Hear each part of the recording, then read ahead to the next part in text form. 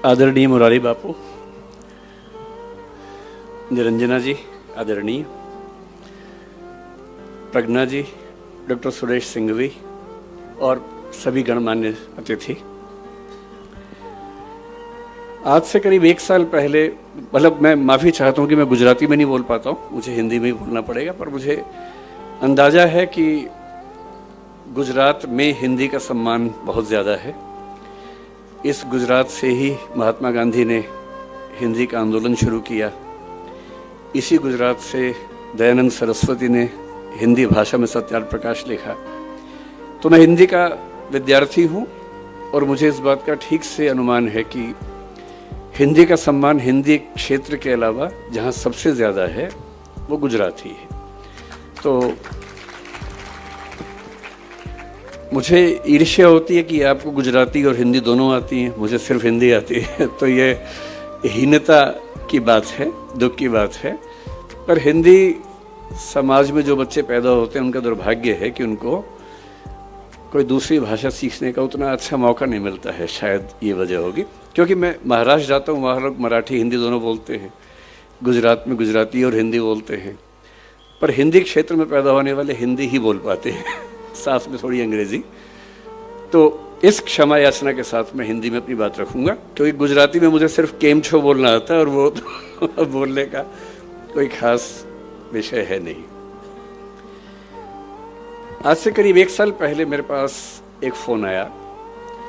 मैं मंच पर तो बोल लेता हूँ, वैसे निजी जीवन में बहुत ही संकोची व्यक्ति हूँ, बहुत ही अंतर्मुखी हूँ, और मुझे कोई खींच के बाहर ना लाए तो मैं 1-1 महीना अपने रूम में बैठ के पढ़ता रहता हूँ।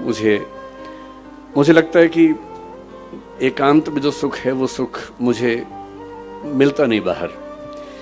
तो मैं पार्टियों में जाने वाला व्यक्ति नहीं हूँ। किसी का जन्मदिन, किसी की शादी में मुझे बुलावा है तो मैं तुरंत सोचता हूँ कि क्या बहाना लगाऊं कि ना जाना पड़े मुझे। तो मैं ऐसा हूँ, दरअसल हूँ, ये मेरा स्वभाव है। और मेरी टीम को ये पता है कि जब भी कोई इनविटेशन आए, आमंत्रण आए, तो कैसे मना करना है। उनको पूरी उसकी विधि पता है मना करने की, कि किसी का अपमान भूल के भी ना हो, पूरे सम्मान के साथ, विनम्रता के साथ कैसे मना करना है। तो वो विधि हमने बना रखी है। तो 1 साल पहले एक फ़ोन आया हमारे साथी के पास और उन्होंने मुझे कहा कि गंगाराम अस्पताल के एक बहुत सीनियर डॉक्टर हैं, वो मिलना चाह रहे हैं, डॉक्टर सुरेश सिंघवी। मैं ईमानदारी से बता रहा हूँ कि जैसे ही मुझे पता लगा गंगाराम के वरिष्ठ डॉक्टर हैं तो मेरे मन में एक लालच का भाव पैदा हुआ, क्योंकि मैं उसके पास रहता भी हूँ, उसी अस्पताल के पास ही रहता हूँ। मुझे लगा अब मेरी उम्र 50, अब मैं 51 का हूँ, तब 50 का था। मुझे लगा कुछ साल के बाद ज़रूरत पड़ेगी गंगाराम की मुझे। तो अगर गंगाराम में एक आध सीनियर डॉक्टर से परिचय हो जाएगा तो ठीक ही रहेगा। जब नौबत आएगी तो सीधे एंट्री मिल जाएगी, एडमिशन सीधे मिल जाएगा। तो मैंने कहा ऐसा है तो मिल लेते हैं। तो मुझे लगा कि मैं जाके मिलूंगा, लेकिन डॉक्टर साहब इतने विनम्र हैं कि वो मिलने आए मुझसे। तो मैं स्पष्ट रूप से कह रहा हूँ, मेरे मन में एक ही लालच था कि वो आएंगे और मैं इतनी नेटवर्किंग कर लूँगा कि बुढ़ापे में दिक्कत आए तो मेरा इलाज ठीक से हो जाए। बाकी ज़रूरतें मुझे पड़ती नहीं है, एक ही ज़रूरत लगती है, कभी डॉक्टर की ज़रूरत पड़ेगी तो रास्ता निकल जाएगा। खैर वो आए और जो मैंने सोचा था चीज़ उससे एकदम अलग थी। आधे घंटे की बातचीत में वो प्रसंग खत्म ही हो गया कि मेरी ज़रूरत क्या है। जब उन्होंने बताया इस पूरे कार्यक्रम के बारे में, बताया कि सरदार पटेल जिस आश्रम में सरदार बने थे उस आश्रम में एक संगोष्ठी होने वाली है, उससे मुरारी बापू रहने वाले हैं। और जब सारा वर्णन किया, निरंजना जी का बताया कि कैसे उनके पिता जुड़े थे पटेल जी से, वो खुद भी बचपन में जुड़ी रही, तो मेरे मन में लालच बहुत बढ़ गया। अब वो लालच खत्म हो गया डॉक्टर वाला, अब दूसरा लालच बढ़ गया, क्योंकि मुझे सबसे ज़्यादा सुख मिलता है ऐसे स्थानों पर जाकर जहां कोई महान व्यक्ति अपना समय गुजार के गया हो। जैसे मैं आज से कुछ साल पहले करमसद गया था, जहां सरदार पटेल का जन्म हुआ था। उस घर में 1-2 घंटे रहा, छत से लेकर ज़मीन तक सारा एक एक कमरा देखा वहाँ पर। साबरमती आश्रम भी गया था, दांडी भी गया था, गुजरात आया तो लोथल भी गया, सब जगह गया। बारडोली मुझसे छूट गया था। शायद नियति थी कि जानबूझ के छुड़वाया होगा नियति ने। तो जब मुझे पता लगा कि बारडोली के आश्रम में जाके वहीं उसी घर में रहने का मौका मिलेगा या बैठने का मौका मिलेगा जहाँ सरदार पटेल रहते थे, जहाँ महात्मा गांधी भी आते थे, तो मुझे लगा इससे बड़ी उपलब्धि क्या हो सकती है। बोलना तो ठीक है, मैं अध्यापक हूँ, बोल ही देता हूँ, तो मैंने कहा ठीक है मैं आऊँगा, लेकिन इससे मेरा लाभ ज़्यादा है, आपका लाभ कम है। और जब से आज मैं सुबह से आया हूँ, मैं कल रात को सूरत आ गया था, आज सुबह यहाँ आया, और जब से आया हूँ तो वो मेरा भाव बढ़ता ही जा रहा है। ऐसा लग रहा है कि बड़े शहरों की चकाचौंध में हम लोग बहुत कुछ छोड़ देते हैं, जो ऐसी जगह पे आके समझ में आता है कि जीवन का असली मतलब क्या होता है। तो पश्चिम में एक प्रसिद्ध दार्शनिक हुए थे, मुझे सुरेश जी ने कहा कि 1.5 घंटा मुझे बोलना है, तो मैं बड़ा फुर्सत के मूड में हूँ। अगर आप लोग लगे कि कम बोलना है तो आप इशारा कर दीजिएगा, मैं चुप हो जाऊंगा बीच में ही, नहीं तो मैं तो ज़्यादा बोलने का अभ्यस्त हूँ ही, कम बोलना मुश्किल लगता है मुझे। तो आज जब मैं आया तो यहाँ मुझे सरदार पटेल पर बोलना है, मैं उन पर आऊँगा थोड़ी देर के बाद। पहले मैं आज का अनुभव डिस्कस करना चाह रहा हूँ। तो जैसे ही कार आश्रम के अंदर घुसी, तो जिसको बोलते हैं आजकल मनोविज्ञान के बच्चे की वाइब्स आती हैं, जो जेन जी है, आज की जनरेशन है, उसकी भाषा में वाइब्स आती हैं। हमारी भाषा में एक वातावरण होता है हर जगह का, उस वातावरण का अपना मूल्य होता है।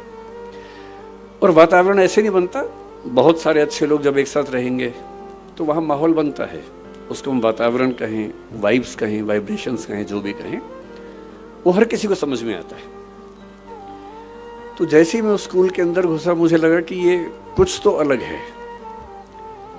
पहले मुझे लगा कि क्योंकि मैं दिल्ली से आया हूं और दिल्ली में दीपावली के 1-2 महीने बाद तक जो मौसम रहता है, आपको पता है कि पॉल्यूशन बहुत ज़्यादा वहाँ पर होता है, सांस लेना अपने आप में एक चैलेंज होता है वहाँ पर। तो मुझे लगा शायद यहाँ हवा साफ सुथरी है, और क्योंकि मैं दिल्ली से आया हूँ इसलिए मुझे बहुत ज़्यादा अंतर महसूस हो रहा है। पर मामला सिर्फ बाहर की हवा का नहीं, अंदर की हवा का भी है। और दिल्ली में जो लोग हैं उनके बाहर के साथ साथ अंदर की हवा भी खराब हो जाती है। एक शायर ने दिल्ली के बारे में बड़ा अच्छा लिखा है, जो मैं हर दीपावली के बाद अपने घर में सुनाता रहता हूँ सबको। चेहरे पे सारे शहर के गर्द और मलाल है। गर्द का मतलब है धूल, मिट्टी, और मलाल मतलब दुख, पीड़ा, वेदना, बेचैनी, परेशानी। तो चेहरे पे सारे शहर के गर्द और मलाल है, दुख है और धूल मिट्टी है। कितना सुंदर कहा, चेहरे पे सारे शहर के गर्द और मलाल है, जो दिल का हाल है वही दिल्ली का हाल है। तो पूरी की पूरी दिल्ली ये गर्द जो है, धूल मिट्टी, तो दीपावली के बाद 2 महीने होती है, लेकिन जो अंदर की धूल मिट्टी है साल भर रहती है। और मैं थोड़ा पढ़ लिख गया हूँ, ज्ञान की बातें कर लेता हूँ, लेकिन धूल मिट्टी तो मेरे अंदर भी उतनी ही है जितनी बाकी लोगों में होती है। यहाँ के एक अलग ही सुकून महसूस हुआ। उन बच्चों के चेहरे पर जो भाव थे, फिर मैंने स्कूल देखा ध्यान से।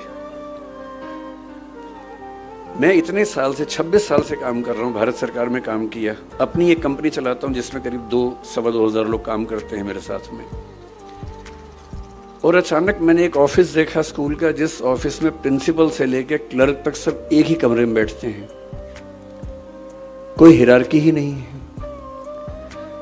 और मुझे लगा कि मेरी सारी किताबें जो हिरार्की सिस्टम से प्रशासन कैसे चलता है, वो अचानक बेकार साबित हुई। बिना सोपान क्रम के कोई व्यवस्था चल सकती है, हम तो नहीं सोचते थे, पर यहाँ चल रही है। फिर मैंने देखा कि स्कूल के बच्चे, उन सब की एक अलमारी है, उसी में उनको अपना सामान रखना है, किताबें रखनी है, कपड़े रखने हैं, सब ने बड़ा सहेज के रखे हुए हैं। मुझे अपने बच्चे याद आए, कमरा तो उनके पास भी है, पर वो इतना साफ तो कभी नहीं होता जब तक कोई थर्ड पार्टी आके साफ ना करे उसको, या तो मम्मी साफ करे, पापा साफ करे, या कोई और साफ करे।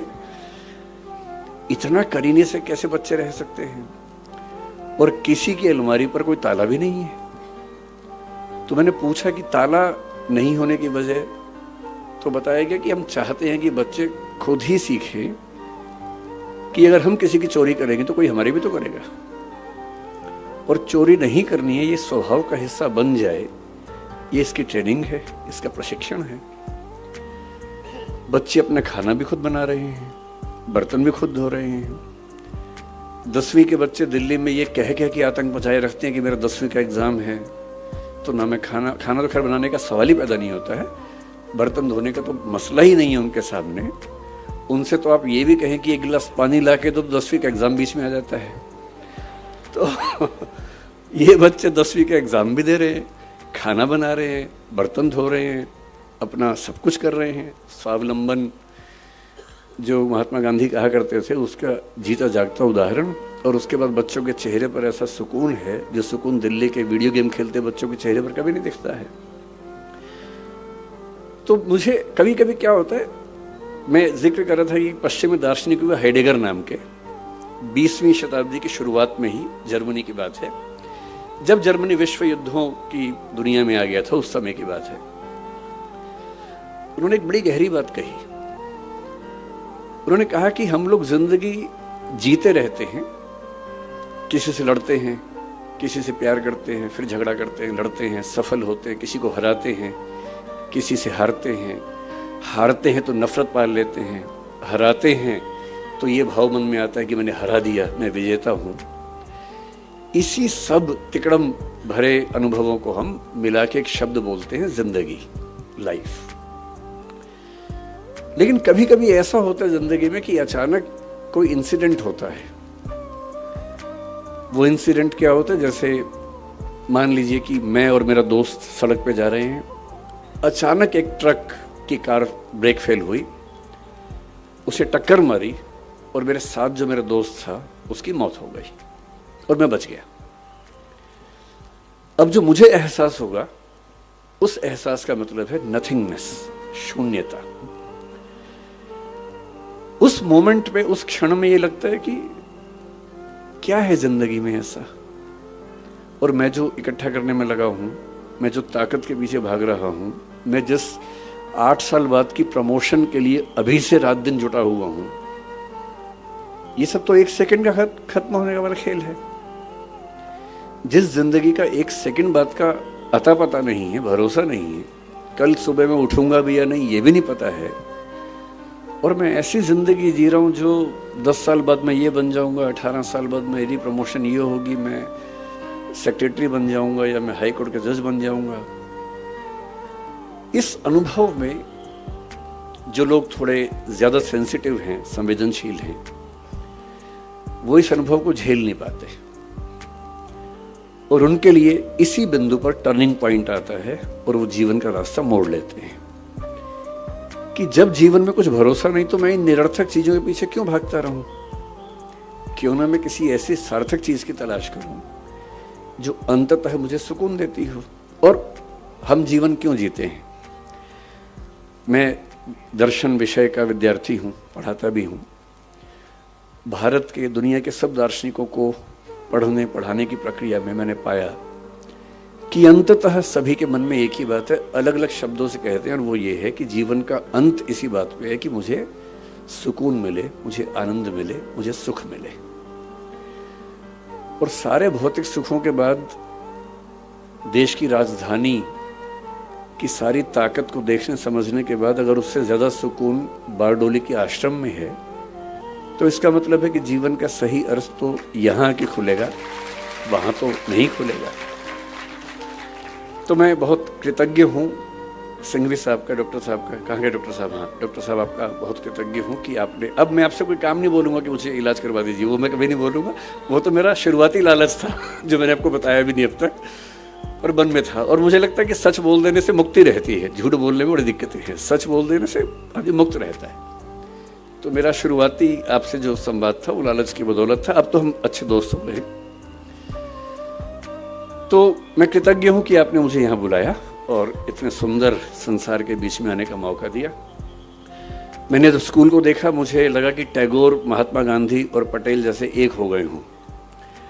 टैगोर के शांति निकेतन में जो सबसे सुंदर कॉन्सेप्ट मैंने देखा कि क्लासरूम के अंदर पढ़ाई नहीं करनी है, पेड़ के नीचे बैठना है, खुले में बैठना है, प्रकृति में बैठ के पढ़ना है। मैंने देखा कि यहाँ क्लासरूम में चेयर्स हैं ही नहीं, केवल छोटे से स्टूल है, वो उठाना है और पेड़ के नीचे चले जाना है और जहाँ मन करे वहाँ बैठ के पढ़ना है। क्यों एक चार दीवारी के अंदर बैठ के ही हम पढ़ाई करेंगे। महात्मा गांधी ने एक बहुत अच्छा विचार दिया था बुनियादी तालीम का, बुनियादी शिक्षा का, जो स्वावलंबन में जोर देता है, स्किल्स की ट्रेनिंग पर जोर देता है, मातृभाषा में शिक्षा पर जोर देता है। और मैंने पाया कि वो सारे के सारे सिद्धांत इस स्कूल के अंदर ठीक वैसे ही चल रहे हैं। और सरदार पटेल का तो आशीर्वाद जैसा आश्रम को मिला ही है, तो उनके प्रति तो कृतज्ञ होना वैसे भी बनता है। दूसरा, मैं थोड़ा सा मुरारी बापू साथ में हैं, उनका जिक्र करके फिर मैं अपने मूल विषय पे आता हूँ, सरदार पटेल पर। मेरा आज तक ऐसा सौभाग्य नहीं हुआ कि मैं किसी कथा में जाके सुन सकूं, और मैं बहुत संदेह करने वाला व्यक्ति हूं, मैं बहुत विश्वास करने वाला व्यक्ति हूं नहीं। मैं ईश्वर को लेके भी उतना आग्रही नहीं हूं। मुझे फिलॉसफी पढ़ते पढ़ते ज़्यादा संदेह मन में रहता है, बहुत ज़्यादा। ईश्वर भी हैं या नहीं हैं तो कैसे हैं, वो सब सवाल मेरे मन में बहुत ज़्यादा चलते हैं। पर मैं नास्तिक नहीं हूँ, मैं अज्ञेयवादी हूँ। अज्ञेयवाद का मतलब होता है कि मुझे पता नहीं ईश्वर हैं या नहीं हैं तो कैसे हैं, पर मैं संभावना मानता हूँ कि वो हैं, और अगर दुनिया चल रही है तो हो सकता है कि उन्हीं की बदौलत चल रही होगी। इस संभावना को मानता हूँ। मैं ये भी महसूस करता रहा हूँ कि जो संत का एक सुंदर अर्थ होता है, मैं संत कबीर का बहुत सम्मान करता हूँ। मैंने कबीरदास को अच्छे से पढ़ने का प्रयास किया है और बहुत प्रेरित होता हूँ उनसे, उनकी बातों से सीखता हूँ। संत रैदास को मैंने अच्छे से पढ़ने का प्रयास किया, कई बार किया। तो मैं अक्सर सोचता हूँ कि संत का मतलब क्या होता है। तो एक बार एक किताब में मुझे बड़ी सुंदर बात मिली।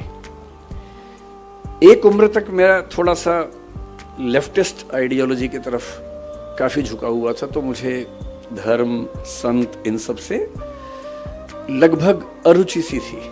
नफरत तो नहीं कहूंगा, पर अरुचि जैसा भाव रहता था। मेरे पेरेंट्स भी परेशान थे क्योंकि मैं कुछ अतिवाद के रास्ते पर उस समय चलता था। मुझे लगता था कि संत वो लोग हैं जो दुनिया के संघर्षों को छोड़ के भाग गए हैं।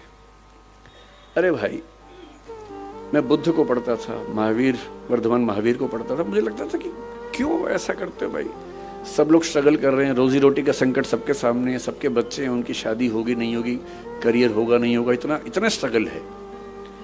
उस स्ट्रगल से हम तटस्थ हो जाएं, ये मुक्ति कैसे हो सकती है। फिर एक बार मेरे हाथ में किताब लग गई, क्योंकि मुझे किताब पढ़ने का शौक है और मेरे सबसे अच्छे दोस्त अगर कोई हैं तो किताबें ही हैं। और एक किताब इसी विषय पर मैंने पढ़ी कि संत होने का मतलब क्या होता है। तो उसमें बड़ी सुंदर एक व्याख्या थी कि संत वो नहीं है जो दुनिया की मुख्य धारा से भाग गया है। संत वो है जो जानता है कि अगर वो मुख्य धारा में उतर गया तो शायद सबको हरा देगा, पर वो उतरने से पहले ही जानता है कि सबसे जीत के भी कुछ हासिल नहीं होगा। और इसी बात को कुछ और लोगों ने दूसरी भाषा में कहा, The most interesting thing about the rat race is that even if you win, you are still a rat. चूहों की दौड़ की सबसे रोचक बात यह है कि अगर आप जीत भी जाएं तो भी चूहे ही रहते हैं। और जिससे समझ लिया कि चूहा होना ही नहीं है, तो चूहों की दौड़ में दौड़कर किसको जीत के दिखाना है। अगर मैं जीत के दिखा भी दूं, अगर मैं जीत के दिखा दूं, किसको दिखाना है। क्या कोई इतना महत्वपूर्ण है कि उसको दिखाने के लिए मैं अपने 10 साल खराब कर दूं या 20 साल खराब कर दूं? क्यों दिखाऊं? और अंततः तो साक्षी भाव से खुद को ही देखना है। और यदि मैं अपनी चेतना के सही रास्ते पे नहीं हूं तो दुनिया की नज़र में कितने भी सही रास्ते पे हूँ, वो सही रास्ता कैसे हो सकता है? मेरा सही रास्ता तो मेरी चेतना, मेरी अंतरात्मा तय करेगी। और यदि मेरी अंतरात्मा इस बिंदु पर सुकून महसूस करती है कि मुझे उस चूहों की दौड़ में शामिल होना ही नहीं है, तो नहीं होना है। और मैं कल से, मुझे डॉक्टर सिंघवी साहब ने कई जिक्र किए बापू के, कि कैसे उनकी कथा में लोग, और गुजरात के लोग कितने दानी हैं वो भी पता लगा। सूरत के बारे में विशेष रूप से पता लगा कि 50 करोड़ 100 करोड़ का दान हुआ, एक अस्पताल बन गया। फिर कथा हुई, फिर 125 करोड़ का दान हो गया, इससे एक और अस्पताल बन गया। इतना कंट्रीब्यूशन तो बड़े बड़े मंत्री, नेता और IAS नहीं कर पाते हैं। तो उससे लाख गुना अच्छा है कि हम संत बन के ही अपना काम करें और समाज के लिए जो कर सकते हैं वही करें। तो मैं बापू बहुत कृतज्ञ हूँ कि मैं तो इस लालच में था कि मैं ज़्यादा सुनूंगा, पर मुझे बताया गया कि मुझे सुनाना ज़्यादा है, सुनना कम है। ये वैसे ज्यादती है, बहुत ज्यादती है आपकी कि मुझे ज़्यादा समय दिया आपने और बापू कम बोल रहे हैं। इसका उल्टा होना चाहिए था, पर ठीक है, आपने अपना कुछ मुझे सोची होगी इसके पीछे। अब मैं सरदार पटेल पर आता हूं, जो मेरा मूल विषय है। सरदार पटेल के बारे में आजकल जब लोग बोलते हैं तो एक अजीब सा भाव बहुत प्रचलित हो गया है कि जब तक हम महात्मा गांधी और नेहरू जी की 4 बुराइयां ना कर दे, लोग वो सोचते हैं कि पटेल की तारीफ हो नहीं पाई ठीक से। तो मैं उस तरह का आदमी नहीं हूं, मैं पहले स्पष्ट कर रहा हूं। आप अगर ये उम्मीद कर रहे हैं कि मैं गांधी जी को 4 लाइनें सुनाऊंगा और नेहरू जी के बारे में 4 गलत बातें बोलूंगा, मैं ऐसा नहीं करूंगा। मेरा मानना है कि एक बहुत बड़ी लड़ाई एक व्यक्ति नहीं लड़ता है, एक टीम लड़ती है। और टीम में हर व्यक्ति का अपना चरित्र होता है, अपना व्यक्तित्व होता है, अपनी भूमिका होती है। हम ये नहीं कह सकते कि एक ही व्यक्ति पर्याप्त था, बाकी सब यूं ही थे, ऐसा नहीं। सबकी अपनी अपनी महत्ता थी, अपनी भूमिका थी। एक बहुत बड़े रंगमंच पे हर व्यक्ति का अपना किरदार होता है और उस किरदार को करीने से निभाना, यही उसकी महानता होती है। मैं ये जरूर मानता हूं कि सरदार वल्लभ भाई पटेल जितने सम्मान के हकदार थे, उतना हमारी पीढ़ियों ने उनको दिया नहीं। ये हमारी पीढ़ियों पर लानत की बात है, ये मैं ज़रूर मानता हूँ और ये हमें सुधारना चाहिए। क्यों सुधारना चाहिए? मैं कुछ ऐसी बुनियादी बातें आपसे कहूँगा। क्योंकि मैं UPSC के लिए पढ़ाता हूँ, तो इतिहास पर लंबा लेक्चर देना तो सामान्य बात है, पर आज जो ऑडियंस, मैंने पूछा पहले कौन लोग रहने वाले हैं, तो बताया कि स्कूल के बच्चे होंगे, कुछ समाज के लोग होंगे। तो मैं ये मान के आया था कि हमें बहुत आसान बातें करनी है, मुश्किल बातें नहीं करनी है। मुझसे कोई पूछे कि सरदार पटेल को आप किस रूप में देखते हैं, बल्कि आज से 4-5 साल पहले मेरी माताजी का देहांत 2018 के अंत में हुआ, नवंबर में। और जब ऐसा हुआ तो स्वाभाविक सी बात है कि मेरे पिताजी, जिनकी उम्र लगभग 80 साल है, वो काफ़ी अकेले हो गए थे, टूट से गए थे। वो भी बहुत एक्टिव हैं, पढ़ते लिखते हैं, किताब हर महीने एक किताब लिखते हैं, एक मैगजीन निकालते हैं। मुझसे ज़्यादा युवा हैं, मैं तो उनकी तुलना में बूढ़ा हूँ। तो मैंने उनसे पूछा भी था, मैंने कहा पिताजी आपका जन्मदिन आने वाला है, मतलब प्लानिंग कर लेंगे 3 महीने बाद की, 2 महीने बाद की। तो मैंने कहा आपका जन्मदिन आने वाला है, आप क्या चाहते हैं, कैसे मनाएं? मुझे तो लग रहा था कहीं ये नहीं कि मेरा मन नहीं मनाने का या कुछ ऐसा। तो उन्होंने कहा कि मुझे ना जो सरदार पटेल की प्रतिमा बनी है बाहर ले चलो। तो मेरे मन में इच्छा थी इसी बहाने, उनका मन भी रहेगा, तो हम वहां गए। और वहां जो बच्चा उस समय SDM था, उससे बड़ा सहयोग की आजू बल्कि आए भी, शायद मुझसे मिलने आएंगे। मेरे बड़े अच्छे दोस्त बन गए वहां उस दिन सब लोग। उस दिन मैं म्यूजियम देखा। करम सद तो मैं अपने पिताजी और माँ दोनों को लेके गया था, पत्नी भी गई थी, सब लोग गए थे उनका घर देखने के लिए। तो कोई मुझसे पूछता है कि सरदार पटेल को लेकर आपके मन में क्या भाव सबसे पहले आता है? मेरे मन में एक ही भाव आता है कि नेतृत्व का जो गुण किसी व्यक्ति में सबसे बेहतर हो सकता है, सबसे बेहतर हो सकता है, उसकी साक्षात मूर्ति देखनी है तो मैं सरदार पटेल को याद करूंगा। अगर मुझे किसी एक व्यक्ति का नाम बोलना हो तो सरदार पटेल का नाम बोलना चाहूँगा। क्यों बोलना चाहूँगा? उसकी वजह अलग हैं, शायद वो वजह थोड़ी सी इतिहास में आपको अलग लगे, पर मैं आपको 2-3 वजहें बता के बात समाप्त करूंगा। और क्योंकि मुरारी बापू हैं, राम कथा वो करते हैं, तो मैं बीच बीच में भगवान राम का जिक्र भी लाऊंगा ताकि थोड़ा सा पर्सपेक्टिव और सही तरीके से हम समझ सकें। भगवान राम के बहुत सारे रूप हैं। वाल्मीकि के रामायण में अलग रूप है, भवभूति के उत्तर रामचरित में अलग रूप है। उसके बाद गोस्वामी तुलसीदास ने जब लिखा रामचरितमानस, उसमें काफी नया रूप वो लेके आए। और जो अवतारी राम थे वो मर्यादा पुरुषोत्तम राम बनकर हमारे सामने है। और जिन राम को हम जानते हैं वो आमतौर पे गोस्वामी तुलसीदास ने जिस राम के चरित्र का निर्माण किया उनको हम ज्यादा जानते हैं। मैं हिंदी साहित्य का विद्यार्थी भी हूँ। हिंदी साहित्य में उसके बाद भी चीजें होती रही हैं। 20वीं सदी की शुरुआत में महात्मा गांधी के समय में ही मैथिली शरण गुप्त ने साकेत लिखा, उसमें राम का नया रूप सामने रखा, जिसमें वो प्रश्न कर रहे हैं, राम तुम ईश्वर हो मानव नहीं हो क्या, या राम तुम मानव हो ईश्वर नहीं हो क्या।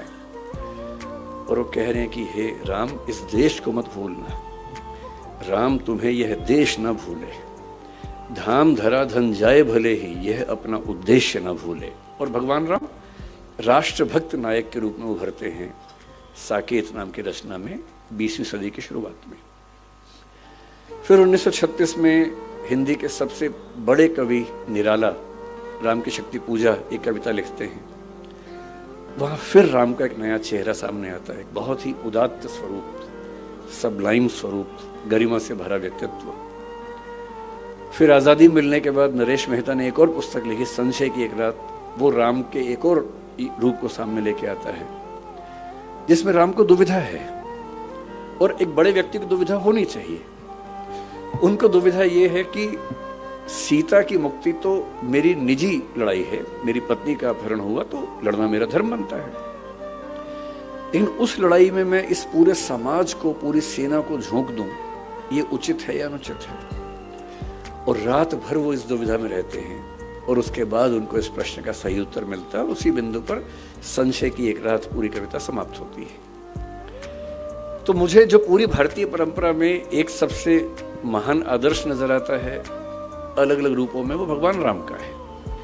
और मैं महसूस करता हूं कि जब हम पटेल को समझें और थोड़ा सा दोनों व्यक्तित्वों की तुलना करके समझें, तो बात और गहरे से हम महसूस कर सकते हैं कि पटेल का पटेलत्व राम के रामत्व के कितना नजदीक है, इन दोनों में कितनी गहरी समानताएं हैं।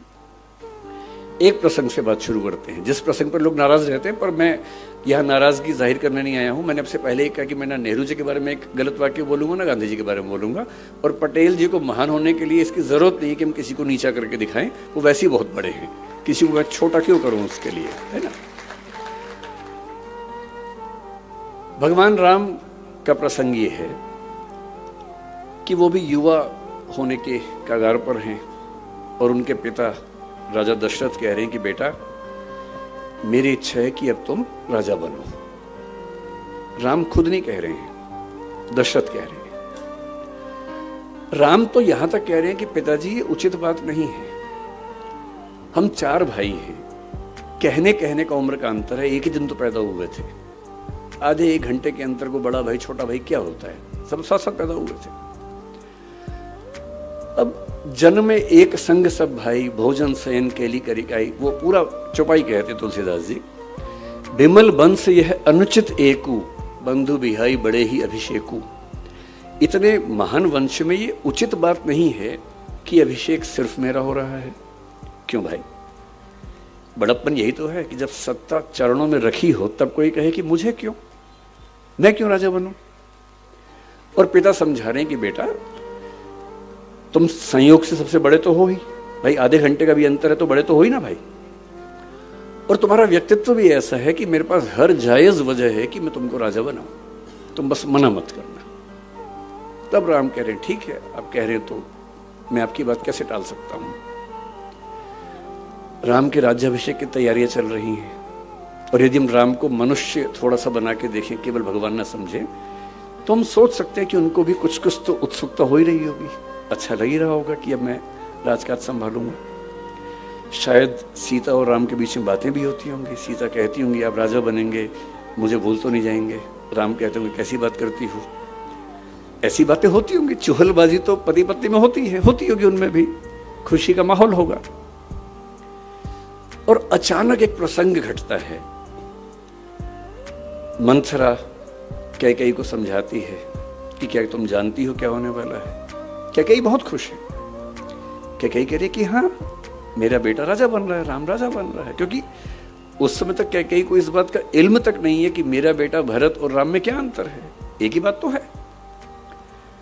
और तब मंथरा अपनी बुद्धि से कह रही है, कौन रिप हो हम ही कहानी, चेरी छाणी नहीं हो बरानी। कोई भी राजा बने मुझे क्या नुकसान है, मैं तो नौकरानी हूं, रानी थोड़ा ना बन जाऊंगी। पर तुम्हें फर्क पड़ेगा, तुम्हारा बेटा राजा नहीं बन रहा है, कौशल्या का बेटा बन रहा है। और फिर जैसा होता है जिसको हम कहते हैं भड़काना, वो सब चीजें हुई।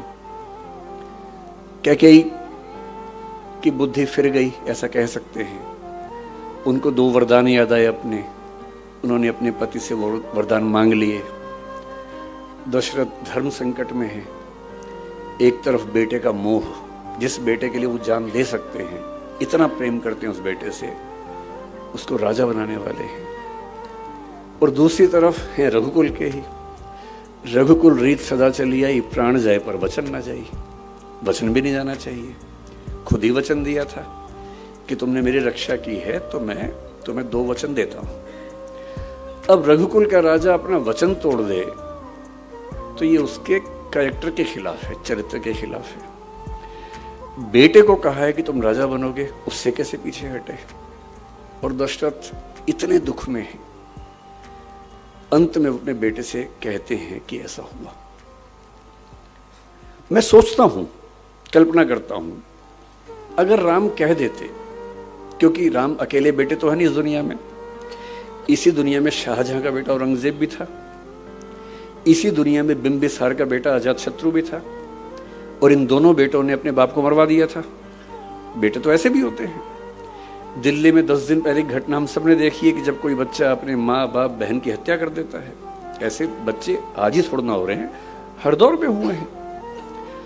और मैं इमेजिन करता हूं कि अगर राम कहते कि पिताजी पूरे सम्मान के साथ मैं ये कहना चाहता हूं कि मैं आपकी ये बात नहीं मानूंगा,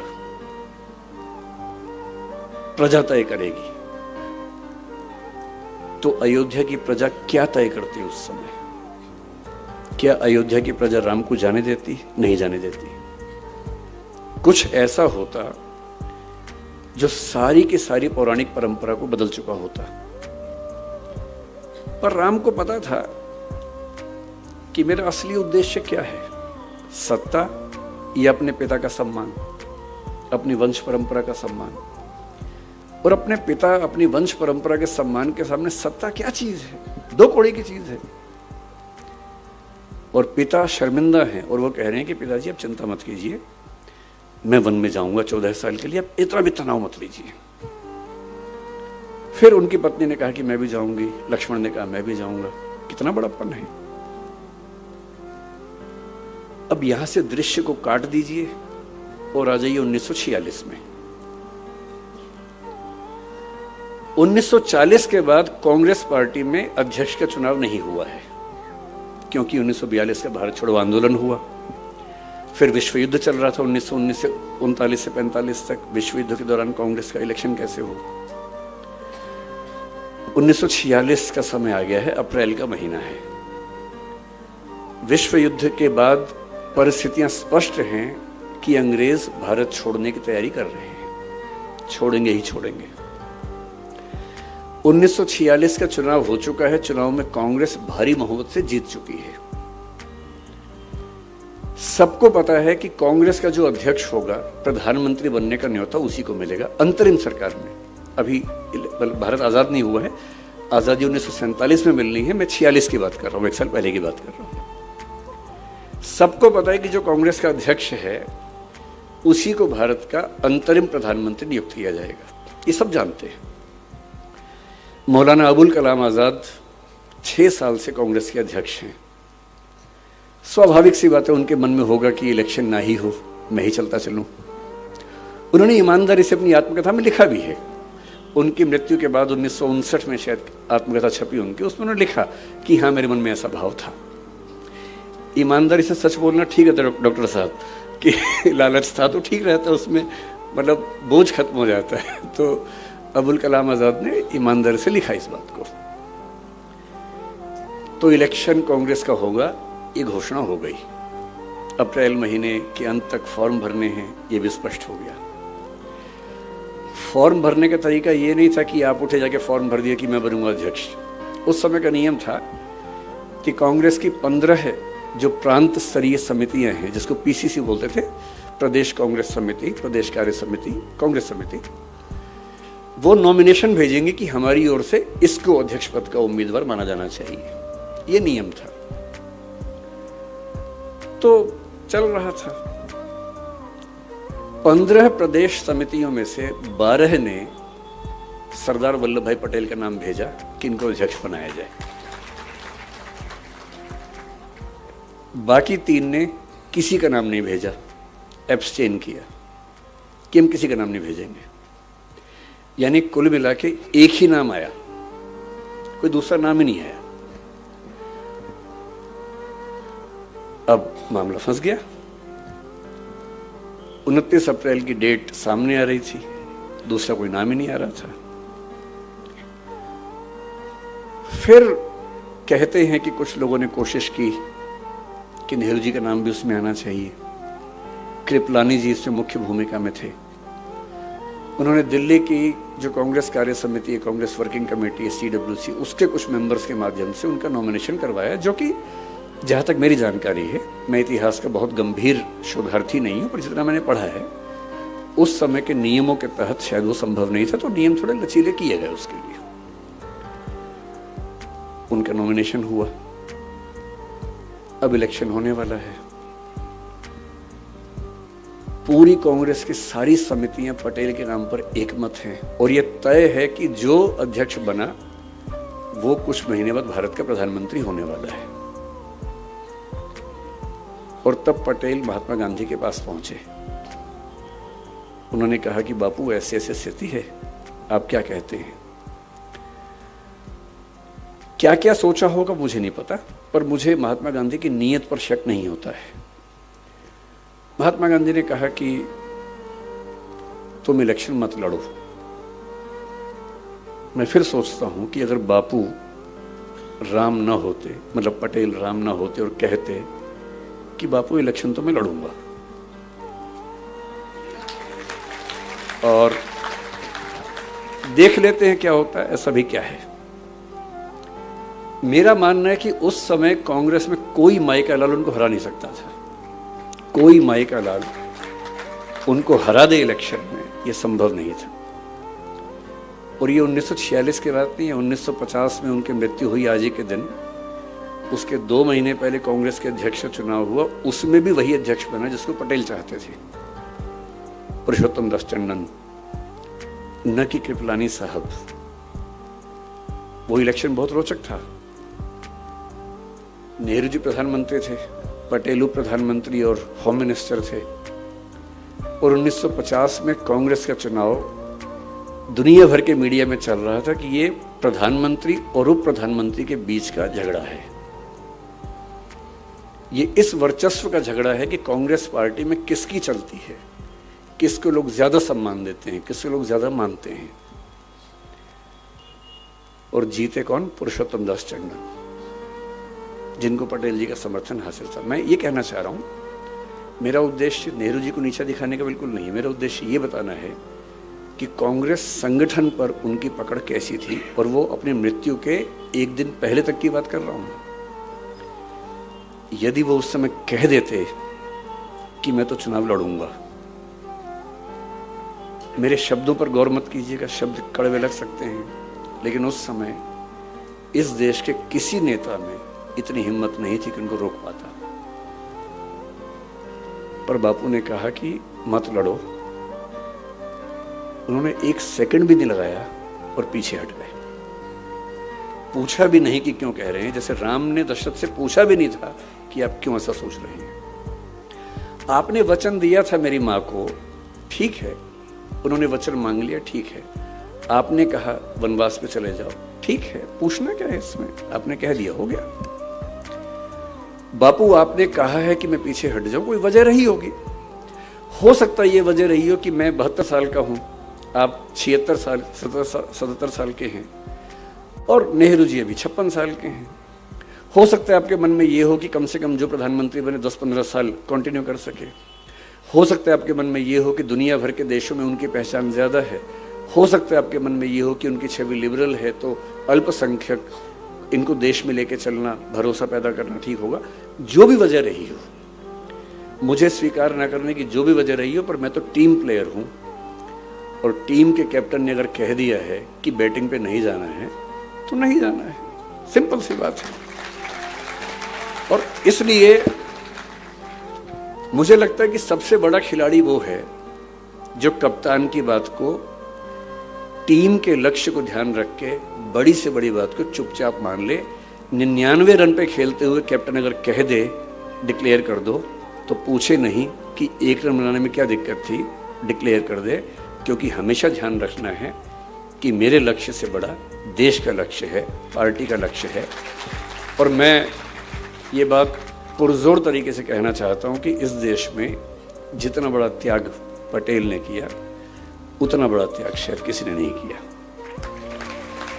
मतलब महात्मा गांधी तो उस रेस में थे ही नहीं, वो तो उस परंपरा में आ गए थे कि चूहों की दौड़ में क्या शामिल होना है वो तो उस मूड में आ गए थे।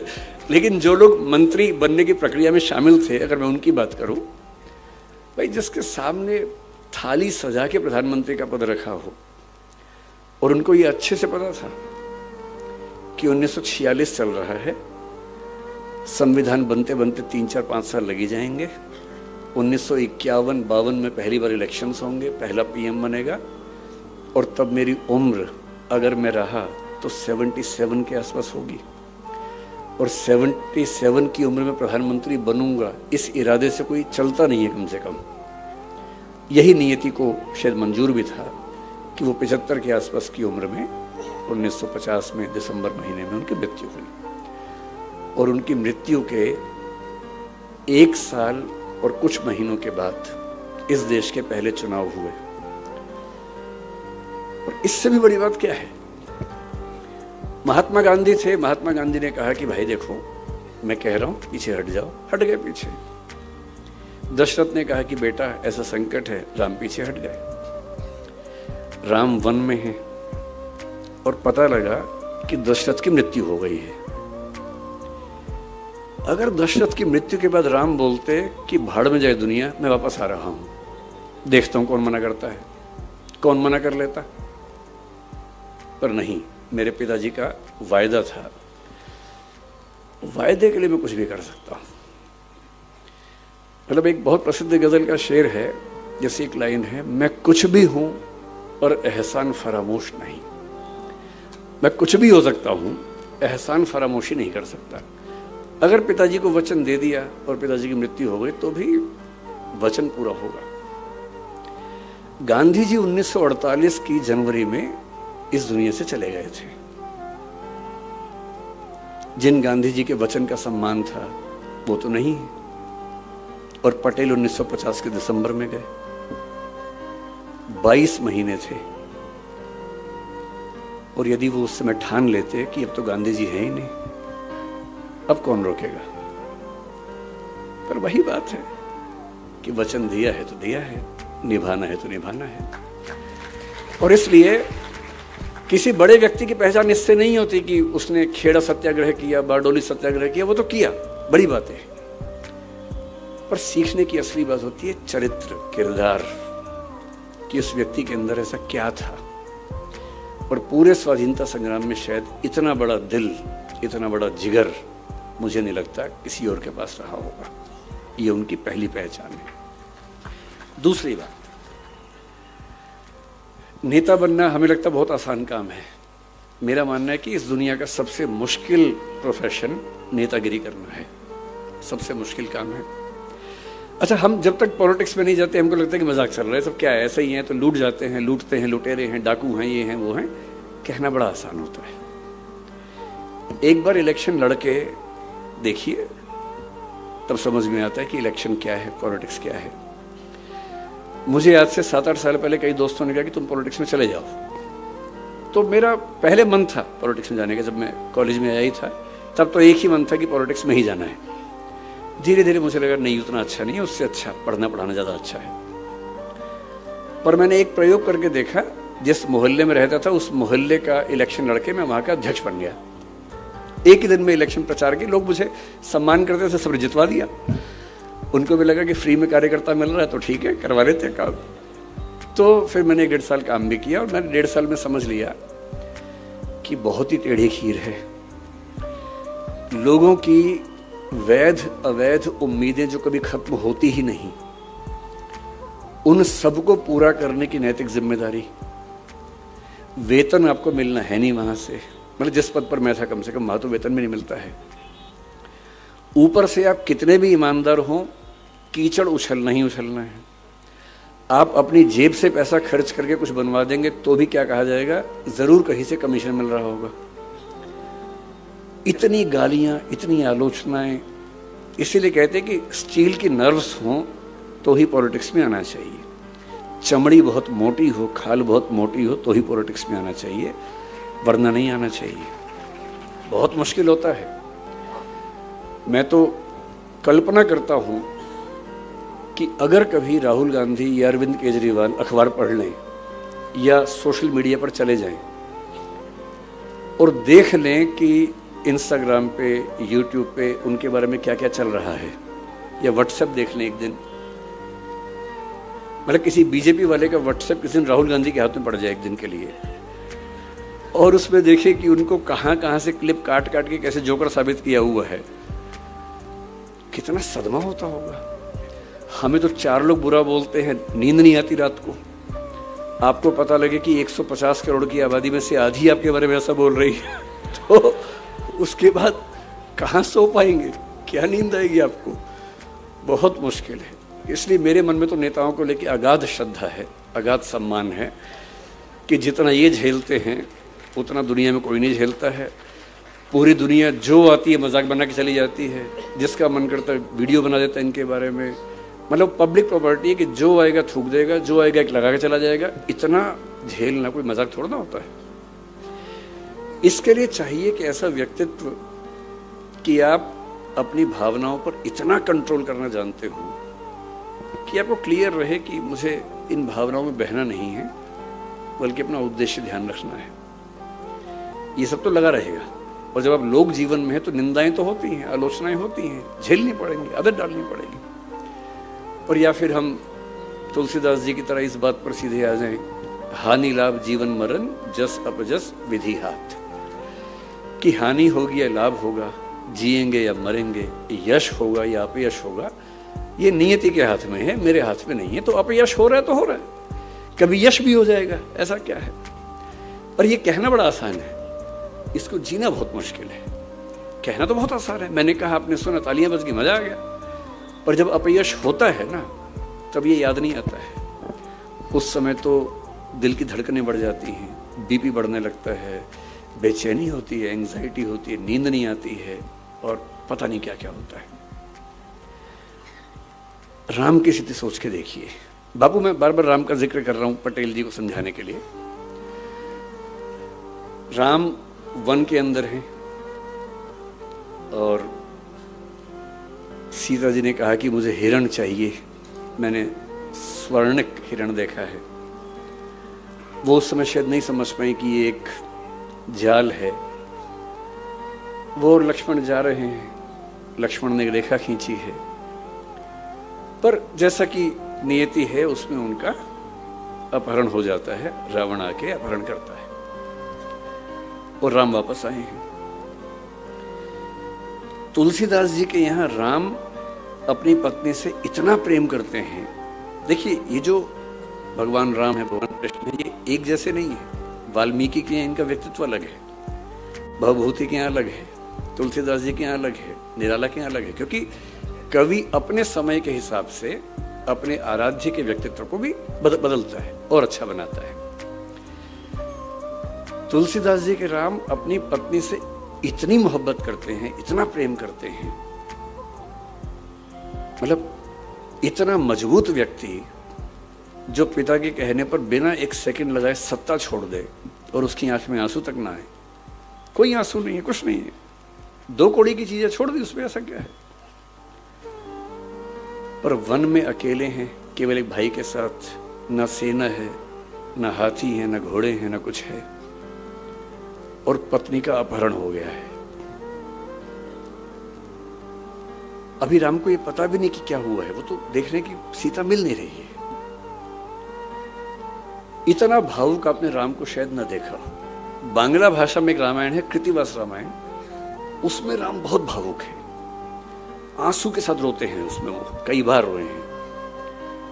पर हिंदी के समाज में जो राम है उनकी छवि रोने वाली नहीं है, उसमें वो रोते नहीं है, मजबूत रहते हैं। लेकिन रामचरितमानस में भी एक बार उनकी आंखें भर आई है इस मौके पर। इतने परेशान हैं, कोई मिल नहीं रहा, किससे पूछें जंगल में, और अंत में पक्षियों से पूछ रहे हैं, हे खग मृग, हे मधुकर श्रेणी, हे पक्षी, हे हिरण, हे मधुकरों की पंक्ति, हे भंवरों की पंक्ति, तुम देखी सीता मृग नयनी, क्या तुमने देखा है सीता को जिसकी आंखें मृग जैसी हैं? ये भगवान राम हैं। इतना मजबूत व्यक्ति जो सत्ता जाने पर एक सेकंड को हिल तक दे रहा है, जिसको सत्ता का लोभ है ही नहीं, जब उसकी पत्नी उसको नहीं मिल रही है तो भावनाओं में बहकर पक्षियों से, हिरणों से, भंवरों से पूछ रहे हैं कि क्या तुमने सीता को देखा है? और फिर थोड़ी देर बाद पता लगता है जटायु से कि दुनिया के सबसे ताकतवर राजा ने उसका अपहरण किया है। वो राजा जिसको भगवान शिव का वरदान हासिल है, वो राजा जिसका बेटा मेघनाद इंद्र को हरा चुका है, उस राजा ने इनकी पत्नी का अपहरण किया है। और ये जंगल में है, वनवास के नियम के तहत अयोध्या की सेना को भी नहीं बुला सकते हैं। उस राजा से समुद्र पार करके लड़ना है, बिना सेना के लड़ना है, और नहीं लड़ेंगे तो सीता की मुक्ति कैसे होगी। 1908 में आ जाइए। पटेल का विवाह थोड़ा जल्दी उम्र में हुआ, जैसा कि उस दौर में होता था, सबका ही होता था, तो उनका भी हो गया था। बहुत जिक्र नहीं मिलता, लेकिन ऐसा माना जाता है कि वो अपनी पत्नी से बहुत प्रेम करते थे, सम्मान भी करते थे। उनकी पत्नी को तबीयत खराब हुई, कुछ इन्फेक्शन हुआ, मुंबई लेके गए 1908 में। कामा अस्पताल वहाँ का अच्छा बड़ा अस्पताल था, वहाँ उनका एडमिशन हुआ। डॉक्टर ने कहा कुछ दिन दवाइयाँ देंगे, ठीक हो जाएंगी तो सर्जरी करनी पड़ सकती है, लेकिन कुछ दिन दवाइयों पे चलेगा। दवाइयाँ होने लगी, कुछ ठीक होने लगी। इतने में आनंद से एक जानकारी आई कि उनका एक परिचित, उसके ऊपर सरकार ने हत्या का मुकदमा लगा दिया है। और उसने कहा कि आप, क्योंकि पटेल इंग्लैंड से पढ़ के आए बैरिस्टर थे, कोई मजाक तो था नहीं, उनकी तूती बोलती थी अपनी वकालत में। मित्र ने कहा कि आप आएंगे तो बच पाऊंगा, वरना तो इस सरकार का इरादा कुछ सही लग नहीं रहा है। तो पत्नी को ठीक स्थिति में देखकर ये कहे कि मैं 2-4 दिन में छुड़ा के आता हूं। आनंद आ गए वापस। संयोग से उसके 2 दिन के बाद डॉक्टर्स ने पाया कि आज स्थितियां ठीक हैं, सारे जो पैरामीटर से ठीक हैं, आज ही सर्जरी करना ठीक रहेगा। तो सर्जरी कर दी, उनकी एब्सेंस में कर दी, और शाम को तार भेजा कि ऑपरेशन हो गया है, आपकी पत्नी ठीक है। तो इनको भी सुकून था। अगले दिन भी कोर्ट में तारीख लगी हुई थी उस मुवक्किल को बचाने की। अगले दिन ये अदालत में केस लड़ रहे हैं, अपने मुवक्किल को बचाने का प्रयास कर रहे हैं। और ठीक उस समय उनकी पत्नी की तबीयत अचानक बिगड़ी और देहांत हो गया, मृत्यु हो गई। 33-34 की उम्र थी उस समय सरदार पटेल की, उतनी सी उम्र में उनकी पत्नी की मृत्यु हो गई। वहां से तार हुआ, तार पहुंचा और ये अदालत में केस लड़ ही रहे हैं। और एक परिचित ने आके उनके हाथ में तार थमा दिया, और उस समय वो अपने दोस्त को बचाने के लिए दूसरे पक्ष के गवाह का क्रॉस एग्जामिनेशन कर रहे हैं। तार पढ़ा, तार में लिखा है कि आपकी पत्नी की मृत्यु हो गई है। लगभग वही स्थिति है। ऐसे में कौन काम करना चाहेगा? कोई भी चाहेगा कि फिलहाल मैं यहां से जाऊं, दुख अपना कम करूं, परिवार के साथ बैठूं, और उनके दिल में एक ही बात आ रही है कि मेरा निजी दुख तो अपनी जगह है, लेकिन अगर मैं इस बिंदु पर हट गया तो वो तो चली गई, ऐसा ना हो कि ये भी चला जाए। और 1-2 मिनट का अंतराल, मन ही मन में अपने आप से बातचीत, तार को मोड़ के जेब में रखा, जिरह की, दोस्त को बचाया, और कार्यवाही खत्म होने के बाद दोस्त ने पूछा क्या तार आया था, और तब पहली बार किसी को पता लगा कि इतनी बड़ी बात हो गई है। यूं मुझे लगता है कि पत्नी की मृत्यु पर इतना कोई कैसे निष्ठुर हो सकता है, लेकिन जब बड़ा उद्देश्य सामने हो तो हमें शायद ये हक भी नहीं होता कि हम निजी दुखों को किसी दूसरे के भावी संकट की तुलना में तरजीह दें, ज्यादा महत्व दें, जिसमें अपनी भावनाओं पर इतना नियंत्रण करने की सामर्थ्य होती है। सच्चा नेता वही होता है। ये हर किसी के बस की बात नहीं है, बहुत ताकत चाहिए ऐसा होने के लिए। अब ऐसे व्यक्तित्व से जुड़ा व्यक्ति जब स्वाधीनता संग्राम में उतरेगा तो सीधी सी बात है, वो छोटे कद का तो नहीं ही होगा। जो इंग्लैंड से पढ़ के आया हो, जिसको सिगार पीना भी आता हो, और जिसको शाम के समय अंग्रेजों की संगत में होकर कोट पैंट पहन के सिगार पीने और अंग्रेजी बोलने का लहजा भी आता हो, और उसी को अगली सुबह बारडोली के किसानों के साथ आप बैठे हुए देखें, बैलगाड़ी में धोती पहने हुए, एकदम गांव के आदमी की तरह, तो आपको समझ में आता है कि एक व्यक्ति के कितने रूप, कितने चेहरे हो सकते हैं।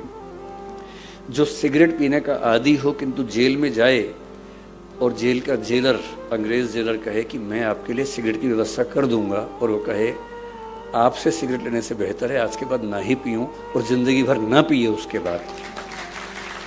मतलब वो बड़ी बातें तो दुनिया जानती है, लेकिन जो बातें किसी के किरदार को बनाती हैं, असली बातें तो वो हैं। और 1947 में वो घड़ी आती है जो भारत के आज तक के इतिहास का सबसे मुश्किल समय है। 1947 में हम आजाद हुए, वो तो ठीक है आजाद हुए, पर आजाद होना घटना नहीं है, एक प्रक्रिया है, एक प्रोसेस है, लंबा प्रोसेस है जो कई साल चलता है। और वो कई साल यूं ही नहीं निकलते हैं, उसको निकालने के लिए बहुत लोगों को बहुत कुर्बानियां देनी पड़ती हैं। अंग्रेज 1942-43 से ही भड़काने में लगे हैं कि रियासतों के राजाओं की मर्जी है कि भारत का हिस्सा बनना चाहें, पाकिस्तान का हिस्सा बनना चाहें या आज़ाद रहना चाहें। और जो भारत आज आप देख रहे हैं वो भारत ऐसा नहीं था। ये सूरत भी आज़ाद ना होता अगर पटेल ना होते तो। ये सूरत, इसी सूरत की बात कर रहा हूँ। मुझे नहीं पता कि ये जगह सूरत जिले में आती है नहीं, पर मैं सूरत की बात कर रहा हूँ। उस समय के भारत में अंग्रेजों का भारत तो एक हिस्सा था, 50 से 60% समझ लीजिए, जिसको आज हम भारत कहते हैं, उसका मुश्किल से 55 से 60% हिस्सा अंग्रेजों के हाथ में था। 40% हिस्सा ऐसा था जो रियासतों के पास था, राजाओं के पास था। उन राजाओं को अंग्रेजों ने गारंटी दी हुई थी कि अगर तुम पर किसी ने हमला किया या अंदर से विद्रोह हुआ तो हम बचाएंगे तुम्हें। इसे बोलते प्रोटेक्टरेट, कि तुम हमारे प्रोटेक्टरेट हो, हम तुम्हें बचाएंगे, लेकिन राजा तुम रहोगे, सुरक्षा हम देंगे, इसके बदले हमें इतना पैसा देते रहो तो हम तुम परेशान नहीं करेंगे। और अब अंग्रेज कह रहे हैं कि हम तो छोड़ देंगे, रियासतों का रियासतें खुद जाने।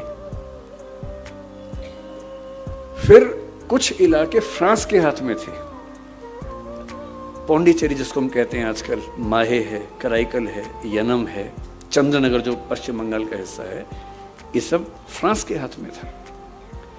पुर्तगाल के इलाके थे, आपका पड़ोस का इलाका दमन, दीव, दादरा नगर हवेली, गोवा, ये सब पुर्तगाल के पास थे। ये कैसे मिलेंगे भारत को? और रियासतों में से कई रियासतें मन बना चुकी हैं कि हम तो भारत का हिस्सा नहीं बनेंगे भाई। कुछ भारत के भूगोल में होके कह रहे कि पाकिस्तान का हिस्सा बनेंगे। जूनागढ़ आपका पड़ोस का, हैदराबाद सबसे बड़ी रियासत, जिसके कुछ हिस्से आजकल तमिलनाडु में है, कुछ हिस्से तेलंगाना में है, कुछ हिस्से कर्नाटक में है, कुछ महाराष्ट्र में है। इतनी बड़ी रियासत थी, देश की सबसे बड़ी रियासत, उसका निजाम कह रहा है कि हम तो आजाद रहेंगे क्योंकि पाकिस्तान ने उसे सपोर्ट किया कि हम साथ देंगे तुम्हारा। उधर कश्मीर तो बॉर्डर पे है, फिर भी एक संभावना बनती थी कि पाकिस्तान का हिस्सा बनेगा, भारत का बनेगा। पर हैदराबाद कैसे सोच सकता था? 562 के आसपास रियासतें हैं। उधर केरल में त्रावणकोर की रियासत, कोचीन की रियासत, अलग अलग, वो आजाद होने के मूड में है क्योंकि अंग्रेज कह रहे कि तुम्हारे पास न्यूक्लियर मटेरियल है तुम्हारी जमीन के नीचे, हम तुम्हें सपोर्ट करेंगे। उनको परमाणु बम बनाने हैं और वो जो उसका रॉ मटेरियल चाहिए वो त्रावणकोर के नीचे दबा हुआ है। इधर उदयपुर के राजा को शौक चढ़ गया कि हम तो अलग रहेंगे। जितने राजा उतने शौक। उन सबको मनाना है। नेहरू जी और पटेल जी की तुलना मैं करने से बचता हूं, लेकिन नेहरू जी के आदर्श बड़े सुंदर हैं, पर यथार्थ की जमीन पर कैसे मैनेज करना है उस मामले में पटेल का कोई मुकाबला नहीं था, कोई मुकाबला नहीं था। और महात्मा गांधी ने खुद कहा है कि यह काम इस देश में एक ही इंसान कर सकता था और वो थे सरदार वल्लभ भाई पटेल, कोई और कर नहीं सकता था। और इसलिए 1947 में एक मंत्रालय बनाया गया जिसको स्टेट, मतलब रियासती मंत्रालय हिंदी में बोल देते हैं। वो एक एडिशनल मिनिस्ट्री दी गई पटेल को। वीपी मेनन उससे सचिव बने, सेक्रेटरी बने। और इनका काम क्या था? भारत को एक करना है। जो 19वीं सेंचुरी में इटली में मैजिनी, गैरिबाल्डी और कैवूर ने किया था, जो 19वीं सेंचुरी के अंतिम हिस्से में बिस्मार्क ने जर्मनी में किया, जर्मन भाषी लोगों को थोड़ा डेनमार्क से लिया, थोड़ा अलग से लिया, थोड़ा प्रशा से बात करके लिया और किसी तरह से जर्मनी को बना दिया जर्मनी। ठीक वैसा ही जो 1776 के आसपास जॉर्ज वॉशिंगटन ने अमेरिका के 13 राज्यों को मिलाकर अमेरिका बनाया था। और जब 1861 में अमेरिका के 7 राज्यों ने छोड़ के नया देश बना लिया और अब्राहम लिंकन ने युद्ध लड़के उन 7 राज्यों को वापस अमेरिका का हिस्सा बना के अमेरिका को एक रखने की हिम्मत दिखाई थी। अब भारत के सामने कुछ कुछ वैसी ही ऐतिहासिक चुनौती थी कि ये देश एक बन पाएगा या नहीं बन पाएगा। मैं कल्पना करता हूं कि अगर पटेल न होते उस समय और मुझे दिल्ली से यहां आना होता तो वीजा लेके आना पड़ता, सूरत का वीजा। और यदि कार से आता तो बीच में 5 वीजा और लगवाने पड़ते। भोपाल का अलग वीजा लगता, सूरत का अलग वीजा लगता, हैदराबाद जाऊं तो वहां का वीजा अलग। इन सब देशों के पास अपनी अपनी सेनाएं होती, पुलिस नहीं, सेनाएं, सबकी अपनी अपनी करेंसी होती। और युद्ध भारत पाकिस्तान में नहीं होता, भारत और भोपाल में हो रहा होता। भारत और हैदराबाद में युद्ध हो गया और सूरत भारत के साथ है, ऐसी खबरें सुन रहे होते हम लोग। मेरे पास भारत का पासपोर्ट होता, आपके पास सूरत का पासपोर्ट होता। अगर वो नौबत नहीं आई है और आप कश्मीर से कन्याकुमारी बेधड़क घूम सकते हैं, तो इसके लिए जो प्रैक्टिकल विजडम थी ना कि कैसे मनाना है, प्यार से मनाना है, चाबुक भी रखना है साथ में, लेकिन मनाना प्यार से है। अलग अलग राजा को अलग अलग प्रपोजल देके, प्रलोभन देके, डॉक्यूमेंट अलग अलग बना के जोड़ना है। बड़े राजाओं को ये ना लगे कि छोटे राजा के बराबर कैसे मान लिया हमें, तो उनको संविधान में प्रमुख पद राज्य प्रमुख का अलग से बना के देना है, वो सब करना है। और 562 में से 559 में केवल बातचीत से कोई समाधान कर ले, इसको 99.9% रिजल्ट कहते हैं। 562 में 559 को बिना एक भी लाठी मारे समझा देना कि भारत का हिस्सा बन जाओ, और बाकी 3 में से 2 को पता भी ना चले क्या हुआ। जूनागढ़ और हैदराबाद आज तक परेशान हैं। हैदराबाद में क्या हुआ, 1 साल के स्टैंड स्टिल एग्रीमेंट के बाद जब पटेल समझ गए कि मामला नहीं सुलझेगा, कहते हैं कि नेहरू जी की भी सहमति लिए बिना, आमतौर पर उनमें सहमति रहती थी हर मामले में, इस मामले में कहते हैं कि थोड़ी तकरार हुई। तकरारें होती थी, होनी भी चाहिए भाई, 2 लोग एकदम एक से सोचेंगे तो फिर 2 क्यों हैं, एक ही काफी है। 2 पॉइंट ऑफ व्यू हैं तभी तो 2 लोग हैं।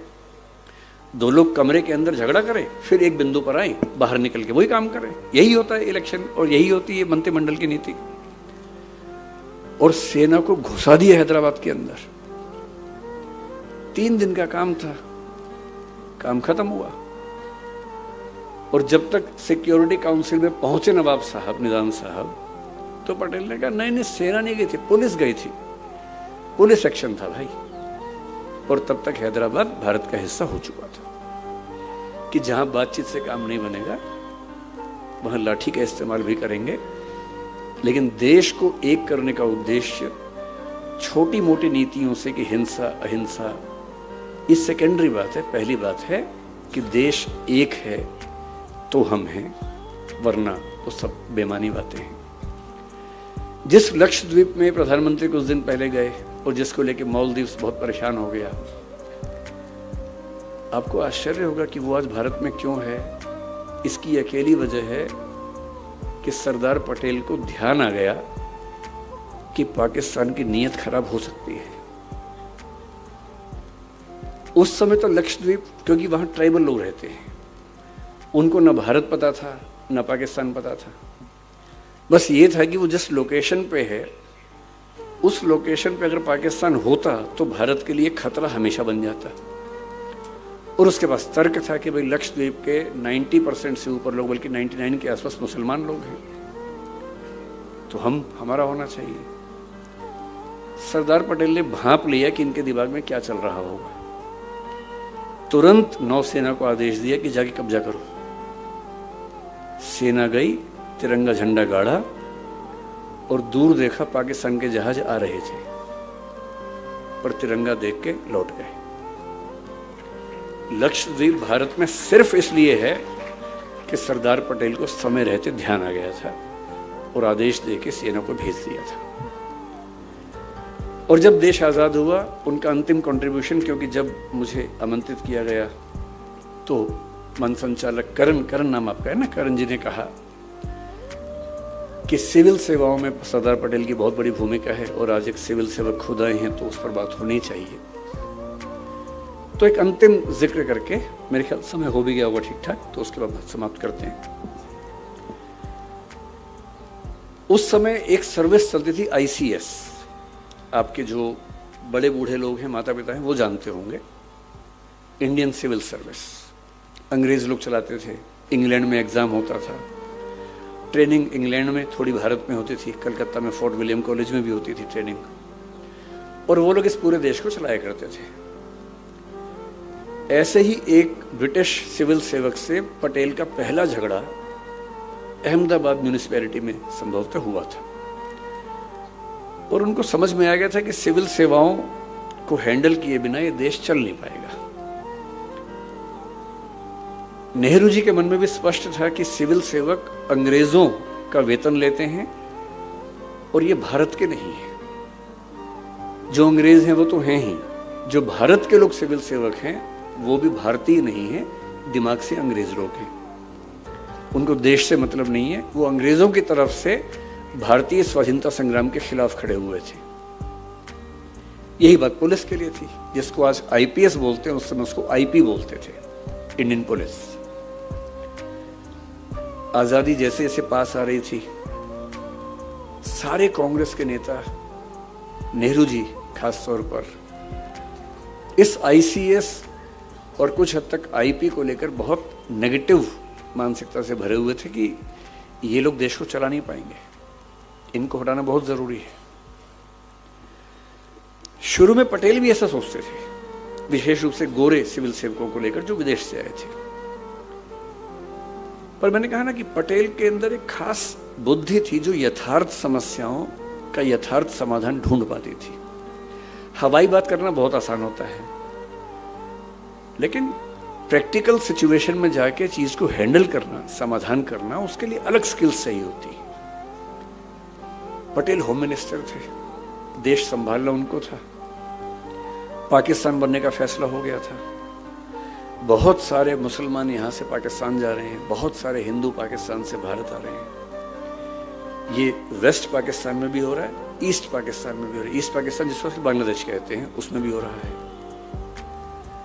और बार बार उस समय तो खबरें जानने का बहुत कम साधन थे और ऐसी अफवाहें बार बार उड़ रही हैं कि यहाँ इतने मुसलमान मार दिए गए, यहाँ इतने हिंदू मार दिए गए। और एक अफवाह उड़ते ही दंगा शुरू होता था, हजारों लोग मर जाते थे क्योंकि अफवाह उड़ गई है। उन अफवाहों के बीच में देश के हर नागरिक को सुरक्षित रखना, भारत के मुसलमानों को, सिखों को, यहूदियों को, पारसियों को, जैनों को ये विश्वास दिलाना कि आप भारत में सुरक्षित हैं, ये होम मिनिस्टर की जिम्मेदारी है। और होम मिनिस्टर ये कैसे करेगा? जब तक उसके पास ऐसे प्रशासक ना हो जिनको एक जिला संभालना आता हो, एक राज्य संभालना आता हो, जिन्होंने पिछले 20-30 साल तक यही काम किया हो। 40% के आसपास सिविल सेवक उस समय जा चुके हैं वापस इंग्लैंड, आधे सिविल सेवक बचे हुए हैं। जो एक जिला संभाल सकता है वो 3-3 जिलों का इलाका संभाल रहा है और ऊपर से रोज कांग्रेस की गालियां खा रहा है कि ये देशद्रोही लोग हैं।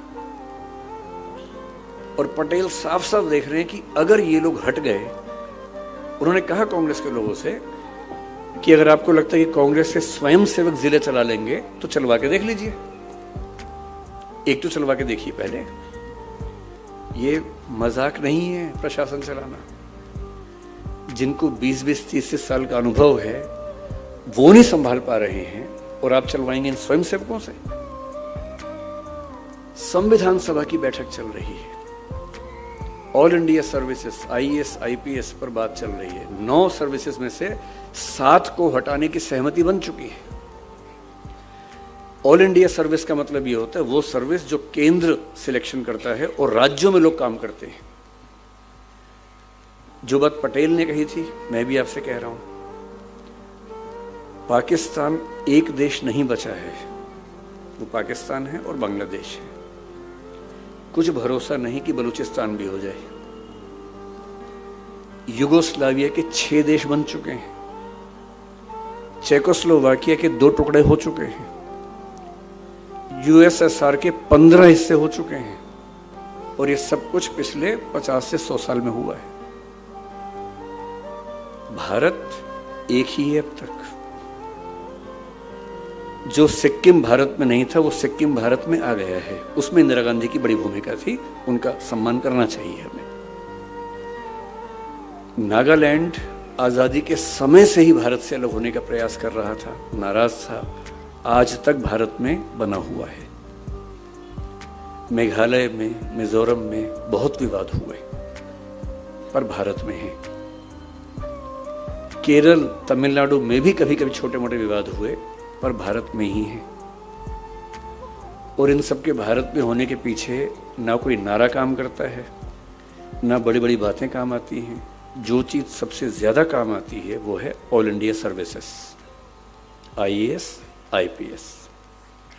और बाद में एक IFS बनी जिसको हम फॉरेस्ट सर्विस, वन सेवा कहते हैं। क्यों?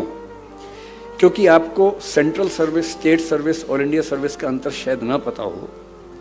सेंट्रल सर्विस केंद्र की सेवा है, केंद्र के काम, केंद्र के लोग, केंद्र का ही काम करेंगे।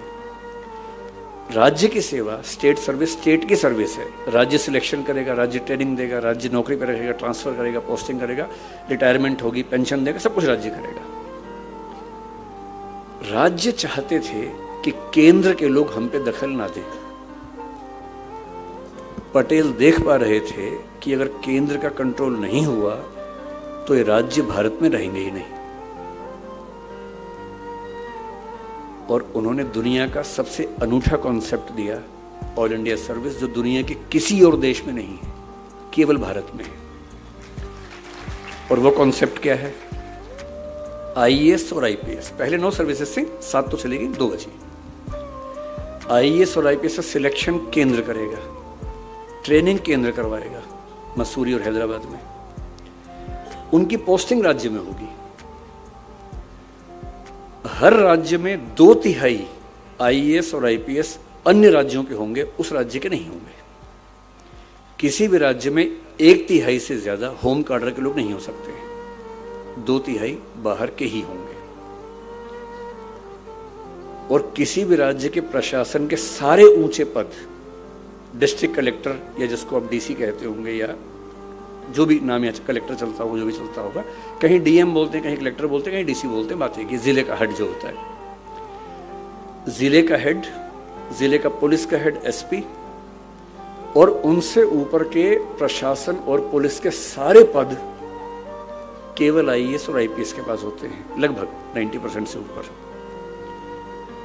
अगर भारत एक है तो इसलिए है कि चाहे नागालैंड हो, मैं किसी राज्य के बारे में गलत नहीं बोलना चाह रहा हूँ, सारे राज्य भारत के उतने ही हिस्से हैं जितने हम लोग हैं, पर जहां जहां आंदोलन हुए, मैं इसलिए कह रहा हूँ, चाहे जम्मू कश्मीर हो, चाहे नागालैंड हो, चाहे कोई भी राज्य हो, उस राज्य के प्रशासन के और पुलिस के सबसे ऊंचे पदों पर बैठे हुए हर 3 में से 2 अन्य राज्यों के लोग हैं। और उनके होते हुए उस राज्य के नेता बहक भी जाएं तो भी प्रशासन देश के हित में रहता है। और अगर इतनी गहरी सोच उस समय पटेल ना लाते, हालांकि ये सोच कुछ मात्रा में पहले से आ रही थी, अंग्रेज भी ला रहे थे, लेकिन संविधान सभा अड़ी हुई थी कि आईसीएस को नहीं चलने देना है। ऑल इंडिया सर्विस को लेकर राज्य अड़े हुए थे कि हम केंद्र का नियंत्रण अपने ऊपर नहीं चाहते हैं। संविधान सभा में पटेल साहब के भाषण से पहले तक माहौल ये था कि नहीं चलेगा। और अक्टूबर 1947 की मेरे ख्याल से बात है, नहीं 48 की शायद बात है, अगर आपने सरदार पटेल की वो स्पीच नहीं पढ़ी है तो संविधान सभा की बहसों में से ढूंढ के पढ़ी है। उनकी स्पीच थी और उसके बाद इस संविधान का अनुच्छेद 312 और 314 संविधान सभा ने सर्वसम्मति से पास किए और पास कर दिए, तो आज तक हम हैं, नहीं तो आज मैं वीजा लेके यहां पर आता। मेरे ख्याल से मैंने पर्याप्त बात अपनी तरफ से कर ली है। मैं बहुत धन्यवाद करूंगा, फिर से धन्यवाद करूंगा डॉक्टर साहब का, इतने सुंदर माहौल में आपने मुझे बुलाया।